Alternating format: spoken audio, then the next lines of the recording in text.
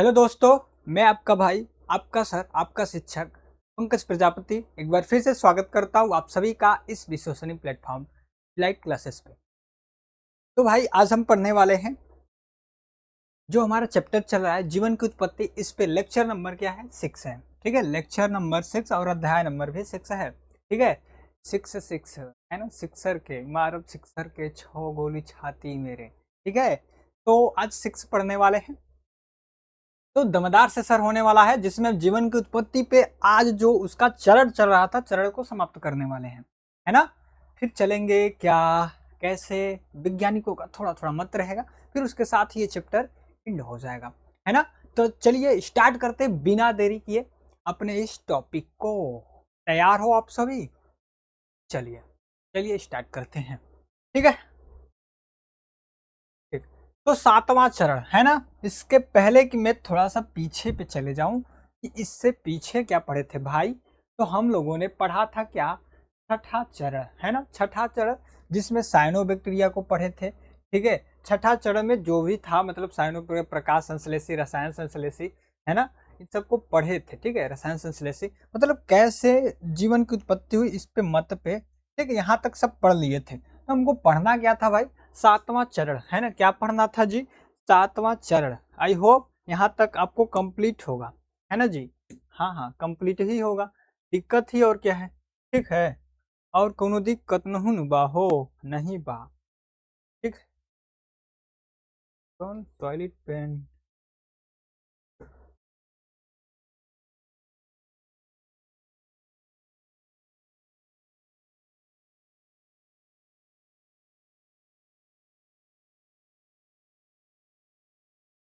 चलो ठीक है जी। तो 7वां चरण पे थे। 7वां चरण पे आधुनिक वायुमंडल का निर्माण, है ना। क्या पढ़ना है इसमें? आधुनिक वायुमंडल का निर्माण। ठीक है, ऑक्सीजन क्रांति, है ना। उसको दूसरे नाम से क्या जानते हैं भाई? ऑक्सीजन क्रांति। ठीक है, अगला नाम क्या है? ऑक्सीजन क्रांति है। ठीक है, चलो तो पढ़ते हैं। प्रकाश संश्लेषण करने वाले प्रारंभिक साइनोबैक्टीरिया द्वारा, है ना। पहले क्या था? प्रारंभिक ही क्या था, बना था क्या? साइनोबैक्टीरिया, है ना। क्या बना था भाई? साइनोबैक्टीरिया। मुक्त ऑक्सीजन के कारण पृथ्वी के आदिम अपचायक, है ना, आदिम अपचायक वायुमंडल में अनेक महत्वपूर्ण परिवर्तन हुए।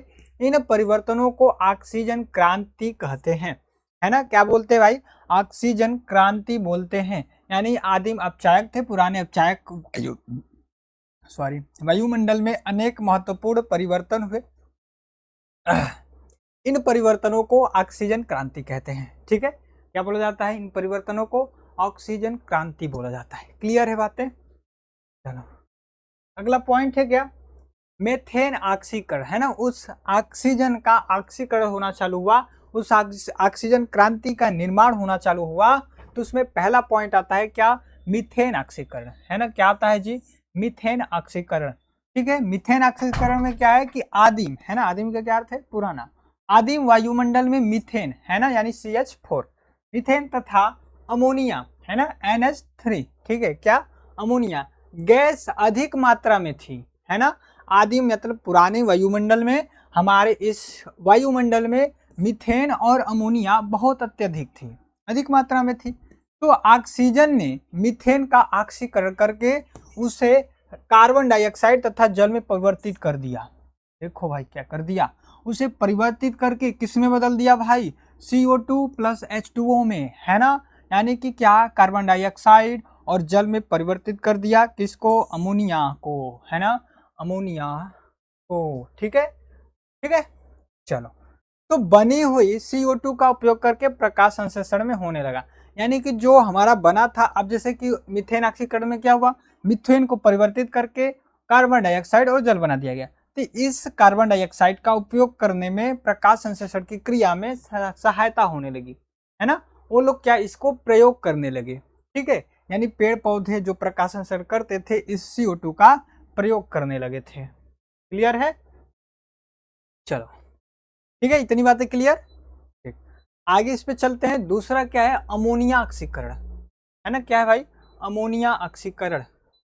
मीथेन ऑक्सीकरण था, है ना, मीथेन ऑक्सीकरण। ये क्या है भाई? अमोनिया ऑक्सीकरण। ठीक है। अमोनिया ऑक्सीकरण में क्या है कि मुक्त ऑक्सीजन ने अमोनिया का ऑक्सीकरण कर उसे जल तथा नाइट्रोजन में बदल दिया, है ना। किस में बदला भाई? जल तथा नाइट्रोजन में, ठीक है, जल तथा नाइट्रोजन में, यानी अमोनिया को लिया, है ना, ऑक्सीजन ने, अमोनिया के साथ ऑक्सीजन ने मिला, किस में बदल दिया भाई? जल तथा नाइट्रोजन में, ठीक है। क्लियर है बातें? क्लियर है, ठीक।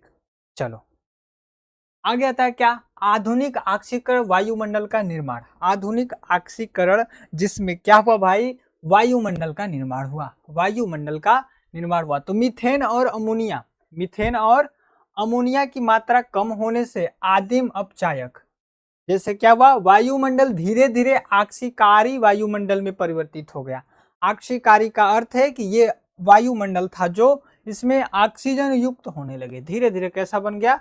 ऑक्सीकारी वायुमंडल बन गया, ठीक है। इसमें सभी गैसें धीरे धीरे इस वायुमंडल में उपलब्ध होने लगी, ठीक है। ये चरण था, है ना, ये क्या तीसरा चरण था, ठीक है। ठीक, अगला आता है क्या? वायवीय श्वसन विकास। वायवीय श्वसन विकास, ठीक है, ये इसी में है, ऑक्सीकरण क्रांति में ही, यानी कि आधुनिक वायुमंडल के निर्माण में ही है, ठीक है। हाँ ठीक है ना जी। चलो, तो क्या वायुमंडल में ऑक्सीजन बढ़ने से वायवीय श्वसन का विकास हुआ, है ना। मतलब कि जब इस वायुमंडल में ऑक्सीजन की मात्रा बढ़ने लगी तो वायवीय श्वसन का विकास होने लगा, अधिक ऊर्जा प्राप्त होने लगी, है ना। इससे क्या हुआ कि अधिक ऊर्जा प्राप्त होने लगी और भोजन का अधिक कुशल उपयोग होने लगा, है ना। भोजन का सही कुशलता से उपयोग होने लगा, ठीक है। और जटिल जीवों के विकास का मार्ग प्रशस्त हुआ है। जितने जटिल जीव थे, है ना, जटिल संरचना वाले या फिर कोशिका वाले जीव थे, उन सबों का विकास क्या हुआ? प्रशस्त हुआ, तेजी से विकास होने लगा, ठीक है। ओजोन परत का निर्माण हुआ। अब इसमें आगे चल के क्या हुआ भाई? ओजोन परत का निर्माण हुआ। ये ओजोन परत हमारे इस जीवन की उत्पत्ति में बहुत बड़ी सहायक है ना। ओजोन परत शायद न होती तो आज हम सब भी नहीं होते, जीव का विकास ही नहीं हुआ था, जीव का निर्माण ही नहीं हुआ होता, है ना। तो सबसे बड़ी भूमिका अगर देखें तो ओजोन परत का है, ठीक है, ओजोन परत का है। ओजोन परत तो जान ही रहे हो ना जी क्या है? हाँ, वायुमंडल की सबसे ऊपरी परत को ओजोन परत कहते हैं, है ना। आगे आएगा कहाँ, कितनी दूरी पर है, ठीक है। तो आगे क्या है कि सूर्य की परावैंगनिक किरणों के प्रभाव से ऑक्सीजन अणुओं से ओजोन परत का निर्माण हुआ, है ना। यानी सूर्य की परावैंगनिक किरणों के प्रभाव से ऑक्सीजन अणुओं से ओजोन यानी O3, ओजोन किससे मिलता है जी? O3 से, है ना। O3 का निर्माण हुआ, ठीक है, जिसे हम ओजोन परत कहते हैं, ठीक है। क्या बोलते हैं भाई? ओजोन परत कहते हैं। क्लियर है? ठीक है, तो ये ओजोन परत का महत्व है। महत्व क्या है कि पृथ्वी से लगभग 20 किलोमीटर, कितना भाई? 24, है ना, 24 अब 15 मिली है ना, मिली है, ठीक है। 24 किलोमीटर ऊपर ओजोन परत, है ना, ओजोन परत का निर्माण हुआ, यानी कि इस पृथ्वी से, है ना, इस पृथ्वी से 24 किलोमीटर दूर इस ओजोन परत का निर्माण हुआ ऊपर की ओर, ठीक है। और यह लगभग 99% हानिकारक परावैंगनिक कीड़ों को रोकती है ना। 99% ये तो रोक देती है, 99.99% है ना। इतने जब तक भी सोचो कि बस 1% बच रहा है, 1% बस बचा है, जिसमें कि 99% परावैंगनिक कीड़ों को रोक दे रही है वही ओजोन परत, है ना, जिसमें यूवी कीड़े कहते हैं। अभी ये क्या होती है यूवी कीड़े? जिसे हम सभी जीवों को रक्षा मिलता है ना। अगर ये पृथ्वी पर आती तो शायद कोई जीव बचता ही नहीं, है ना। ऐसा आज माना भी जाता है कि प्रदूषण के कारण, है ना, प्रदूषण के कारण जो गैसें निर्माण हो रही हैं उससे क्या हो रहा है? ये ओजोन परत धीरे धीरे ओजोन परत का क्या हो रहा है? ह्रास हो रहा है। उसमें माने जाते हैं कि छोटे छोटे छिद्र हैं और ये छिद्र बड़े हो रहे हैं, किसके कारण भाई? प्रदूषण के कारण, है ना। तो जीवों को विकिरणों से सुरक्षा प्रदान करता है ना। मतलब यूवी किरणों बोल दे या फिर हानिकारक किरण बोल दे, तो उससे ये क्या करता है? बचाता है। स्थल पर जीवन के विकास में सहायक सिद्ध हुआ, है ना। ये क्या हुआ? मेन क्या हुआ कि स्थल पर जीवन के विकास में, है ना, यानी पृथ्वी पर भी, स्थल पर भी क्या, पृथ्वी पर भी बोल दे सकते हैं। तो पृथ्वी पर जीवन के विकास के लिए क्या हुआ? सहायक हुआ, है ना। इससे ही सहायता मिली, इससे ही वो न्यू मिली कि नहीं पृथ्वी पर जीवन की उत्पत्ति होने लगी ओजोन परत के चलते। ठीक है, तो महत्वपूर्ण तथ्य है ना, इस टॉपिक से महत्वपूर्ण तथ्य याद करना है इसको एक पॉइंट में, है ना, याद ही करना है, इसको छोड़ना नहीं है कि सन 1966 में अफ्रीका की लगभग 3.2 अरब वर्ष पुरानी चट्टानों में आर्की बैक्टीरिया जीवाश्म प्राप्त हुए, है ना, किसका भाई, आर्की बैक्टीरिया, है ना, आर्की बैक्टीरिया का चट्टानों में क्या मिला, जीवाश्म मिला।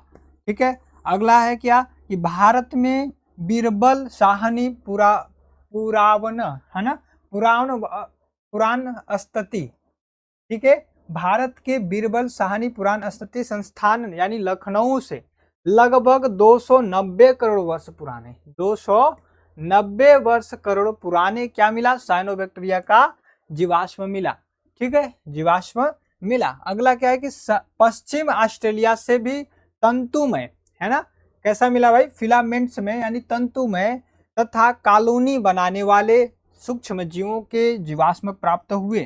ठीक है, कहाँ से भाई, ये है पश्चिम ऑस्ट्रेलिया से, पश्चिम ऑस्ट्रेलिया से तंतु में मिले और कॉलोनी बनाने वाले, कॉलोनी का अर्थ है कि एक माहौल बना दे, है ना, बोलते हैं कि ये फलानवा कॉलोनी है, ये फलानवा कॉलोनी है। ठीक है, यानी कि एक समूह, है ना, एक समूह, ठीक, उसी को कॉलोनी बोलते हैं। तो वैसे कॉलोनी बनाने वाले या फिर तंतुमय, तंतुमय का अर्थ है कि एक साथ जुड़े हुए, एक साथ आकारों के साथ कई सारे जीवाणु एक साथ जुड़े हो, इसी को बोल सकते हैं क्या, तंतुमय। ठीक है, क्या बोल देंगे, तंतुमय। क्लियर है, क्लियर है भाई। ठीक, 7वां चरण के बाद आता है क्या, 8वां चरण, है ना, क्या भाई, 8वां चरण। ठीक है, और इस 8वां चरण में क्या है, 8वां चरण में क्या है भाई, यूकैरियोटिक कोशिकाओं अथवा जगत प्रोटिस्टा का उद्भव। यूकैरियोटिक कोशिका यानी कि हम पहले ही पढ़ चुके थे कि ये एक कोशिकी या फिर क्या प्रोकैरियोटिक कोशिका का निर्माण हो गया है ना, प्रथम कोशिका उद्भव में पढ़े थे, है ना जी, एक कोशिकी या फिर कि बोल दे कि प्रोकैरियोटिक कोशिका का निर्माण हो गया। तब उस प्रोकैरियोटिक कोशिका से यूकैरियोटिक कोशिका का निर्माण, 8वां चरण में क्या है, यूकैरियोटिक कोशिकाओं का निर्माण, जगत प्रोटिस्टा का उद्भव, है ना, प्रोटिस्टा अथवा।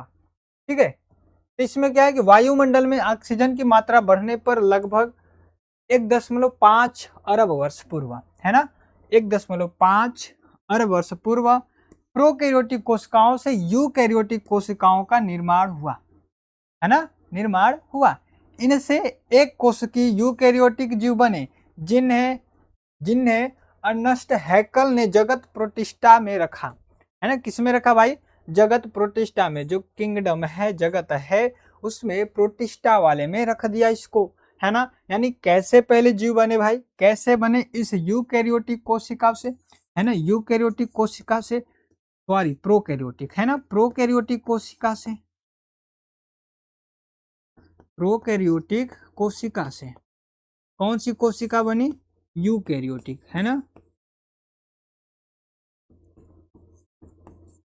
ठीक है, कौन सा बना जी, यूकैरियोटिक कोशिका बना। ठीक है, और हम जानते हैं कि जो प्रोकैरियोटिक है ना, जो प्रोकैरियोटिक है, इसमें जो कोशिकांग होते हैं कम ही उपस्थित होते हैं। कोशिकांग कैसे होते भाई, कम ही पाए जाते हैं, जैसे बोलते हैं माइटोकॉन्ड्रिया, गोल्गी काइल, लाइसोसोम, है ना। और इसमें क्या, mitochondria, Golgi Kyle, lysosome, vacuoles, है ना, एंडोप्लाज्मिक रेटिकुलम, है ना, प्लास्टिड, सभी इसमें कोशिकांग उपस्थित होता है। किसमें, यूकैरियोटिक में। प्रोकैरियोटिक में कम ही। ये अविकसित कोशिका थी, पहले तो यही बनी, अब इससे धीरे धीरे किसका विकास हुआ, यूकैरियोटिक कोशिका का। और जो पहली यूकैरियोटिक कोशिका बनी थी, एक कोशिकी यूकैरियोटिक जीव बना था, जिन्हें अर्नस्ट हैकल ने जगत प्रोटिस्टा में रख दिया। किसमें रखा भाई, जगत प्रोटिस्टा में रखा। क्लियर है, चलो, इसमें जगत प्रोटिस्टा में रख दिया गया इसको, है ना। अब इसमें आता है, पहला क्या आता है, स्वतंत्र उत्पत्ति मत, स्वतंत्र उत्पत्ति मत। ठीक है, स्वतंत्र रूप से, आजादी से, है ना, आजादी से। ठीक है, तो इसमें क्या हुआ कि इस मत के अनुसार प्रोकैरियोटिक तथा यूकैरियोटिक कोशिकाओं का विकास अलग अलग हुआ। यह मत क्या कहता है कि नहीं, एक कोश की या फिर प्रोकैरियोटिक कोशिका से यूकैरियोटिक कोशिका का विकास नहीं हुआ, है ना। क्या बोल रहा है कि प्रोकैरियोटिक कोशिका से यूकैरियोटिक कोशिका का विकास नहीं हुआ। कैसे हुआ फिर कैसे हुआ? कह रहे हैं दोनों का विकास अलग अलग हुआ, है ना। जो दोनों कोशिका थे इन सभी का विकास कैसे हुआ भाई? अलग हुआ, एक साथ नहीं हुआ। यानी कहने का अर्थ है इस प्रोकैरियोटिक से यूकैरियोटिक का विकास नहीं हुआ, दोनों अलग अलग विकसित हुई अपने से स्वतः, है ना। इसी को तो बोल रहे हैं स्वतंत्र उत्पत्ति, ठीक है। हाँ, स्वतंत्र उत्पत्ति, ठीक है। दूसरा आता है इसमें क्या? सहजीवी उत्पत्ति मत। क्या है? सहजीवी उत्पत्ति मत, ठीक है। सहजीवी, इसमें क्या है? प्रतिपादक में वालिन, है ना। वालिन सन 1920 तथा लिन मार्गुलिस, है ना, लिन मार्गुलिस सन 1970 में, सन 1970 में इस मत के अनुसार अवायवी प्रोकैरियोटिक कोशिकाओं में, अवायवी प्रोकैरियोटिक कोशिका में वायवीय जीवाणु सहजीवी रूप से रहने लगे। बाद में ये क्रमशः माइटोकॉन्ड्रिया तथा क्लोरोप्लास्ट में परिवर्तित हो गए। इसी प्रक्रिया से यूकैरियोटिक कोशिकाओं का निर्माण हुआ। इनका कहना था कि भाई जो प्रोकैरियोटिक कोशिका थी, है ना, जो प्रोकैरियोटिक कोशिका थी इसमें वायवीय रूप से सहजीवी जीवाणु रहने लगे, है ना। यानी कि इस कोशिका में, प्रोकैरियोटिक कोशिका में वायु रूप से सहजीवी जीवाणु उत्पन्न हुए, है ना। और ये सहजीवी जीवाणु क्या किए कि क्रमशः माइटोकॉन्ड्रिया, क्लोरोप्लास्ट, है ना, जैसे कोशिकाओं में परिवर्तित होने लगे, यानी माइटोकॉन्ड्रिया बनाने लगे, है ना। ये धीरे धीरे इस कोशिका में क्या बनाने लगे भाई? माइटोकॉन्ड्रिया बनाने लगे, गाल्जी काय बनाने लगे, क्लोरोप्लास्ट बनाने लगे, सेंट्रोसोम बनाने लगे, वैक्यूल्स बनाने लगे, है ना, एंडोप्लाज्मिक रेटिकुलम। अब इससे धीरे धीरे पूरी कोशिका का निर्माण हो गया, है ना। इससे धीरे धीरे पूरी कोशिका का क्या हो गया भाई? निर्माण हो गया। ये है सहजीवी उत्पत्ति मत, है ना। ये क्या है भाई? सहजीवी उत्पत्ति मत, ठीक है। अगला तीसरा क्या आता है? अंतमर्गन उत्पत्ति मत, है ना। अंतमर्गन उत्पत्ति मत, ठीक है। इन्होंने क्या कहा भाई कि इस मत के अनुसार कोशिका कला के अंदर की ओर धंसने से केंद्रक, एंडोप्लाज्मिक, है ना, एंडोप्लाज्मिक जालिका यानी एंडोप्लाज्मिक बोल दे, तथा अन्य कोशिकांगों का विकास हुआ और यूकैरियोटिक कोशिका का निर्माण हुआ।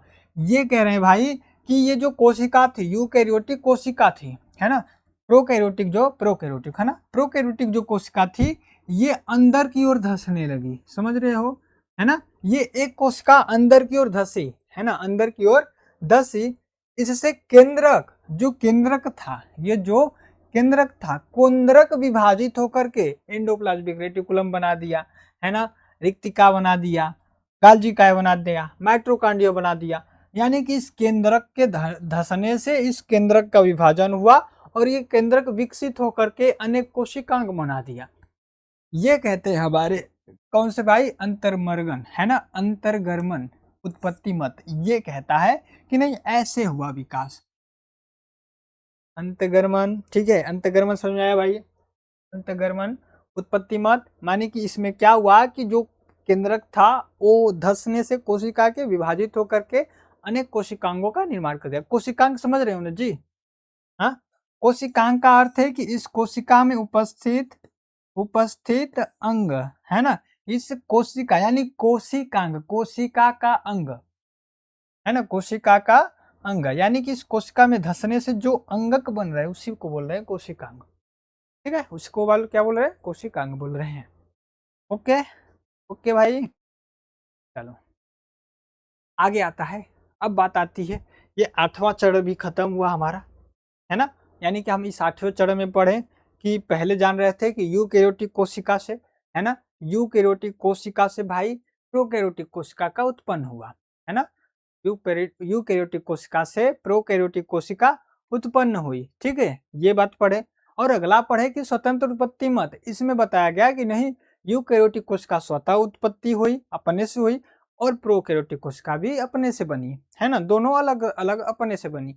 आ गया है सहजीवी उत्पत्ति मत, यानी इसमें बताया गया कि इस प्रोकैरियोटिक कोशिका में, है ना, प्रोकैरियोटिक कोशिका में कुछ सहजीवी रहने लगे और ये सहजीवी आगे चल करके कोशिकांग बनाने लगे और जिससे यूकैरियोटिक कोशिका का विकास हो गया, ये पढ़े, है ना। आ गया अंतर्गमन उत्पत्ति मत, है ना, इसमें बताया गया कि इस कोशिका का, है ना, इस कोशिका का जो केंद्रक है, इस केंद्रक में विभाजन हुआ, यानी दबने से कोशिका को अंदर की ओर धंसने से इस केंद्रक में विभाजन हुआ, फिर टूट गई, टूट करके अनेक कोशिकांग बना दी, जिससे क्या हुआ कि यूकैरियोटिक कोशिका का विकास हो गया, सभी कोशिकांग बनने लगे। ठीक है, ये बताए थे, है ना। तो अब आता है क्या, भूमि पर जीवन का आरंभ एवं अतिक्रमण, कैसे इस भूमि पर जीवन का आरंभ हुआ, है ना। जो चरण थे वही खत्म, चरण क्या हो गए, खत्म हो गए। ठीक है, अब आरंभ कैसे हुआ इस भूमि पर आरंभ कैसे हुआ। ठीक है, तो जीवन की उत्पत्ति समुद्र में हुई। यह माना जाता है कि भाई जीवन की सबसे पहले जो उत्पत्ति हुई, सबसे पहले जो जीव बने, कहाँ बने थे, समुद्र में, है ना, समुद्र में बने, क्योंकि सभी जीवों में लवण पाए जाते हैं। ऐसा माना जाता है कि जो जीव होते हैं सब में लवण होता है ना, सब में लवण होता है। और ये जो लवण मात्रा होती है ये समुद्र में होता है ना जी। कहाँ होता है, इस समुद्र में होता है। और इस समुद्र में ही पहले कोशिका बनी थी और इस कोशिका से धीरे धीरे कोशिका का विकास हुआ, सब बड़ी हुई, जिससे यूकैरियोटिक कोशिका बनी, है ना। तो मतलब जीवन की उत्पत्ति सर्वप्रथम कहाँ हुई थी, समुद्र में, ऐसा माना जाता है, क्योंकि सभी जीवों में लवण पाए जाते हैं तथा समुद्री वातावरण जीवन के लिए अनुकूल था, है ना। उस समय क्या सही ढंग से सभी ऑक्सीजन गैसें, मीथेन, अमोनिया, सभी गैसें सही तरह से मिल रही थी, है ना, जिससे सभी जीव अपना माहौल बना करके उसमें रह रहे थे, ऊर्जा भी प्राप्त कर ले रहे थे। तो ऐसा माना जाता है कि समुद्र से ही हुआ, है ना, समुद्र से, चट्टान से, ऐसा माना जाता है कि वहां से जीवों का विकास हुआ।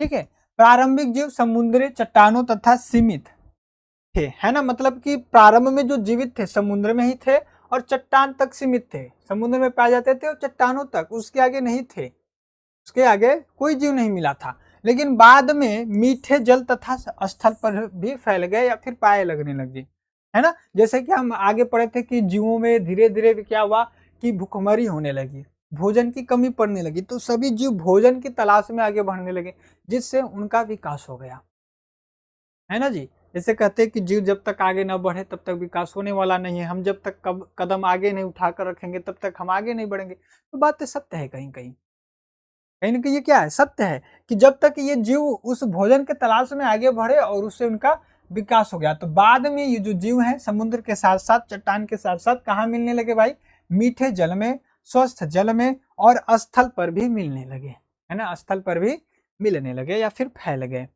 ठीक है, तो प्रमुख इसमें घटना आती है, प्रमुख घटना। ठीक है, ये भी इंपॉर्टेंट है, याद ही करना है, ठीक, इसको छोड़ना नहीं है। ठीक है जी, हाँ। तो क्या है कि पृथ्वी का निर्माण लगभग 4.6 अरब वर्ष पूर्व हुआ था। इस पृथ्वी का निर्माण कब हुआ भाई, 4.6 अरब वर्ष पूर्व हुआ है। लगभग 3.5 अरब वर्ष पूर्व प्रथम सरल एक कोश की एवं स्वपोषी जीव उत्पन्न हुए, है ना। कब हुए भाई, 3.5 अरब वर्ष पूर्व और एक कोश की, यानी कि बोलते क्या, प्रोकैरियोटिक, एक कोश की और स्वपोषी जीव का उत्पन्न हुआ।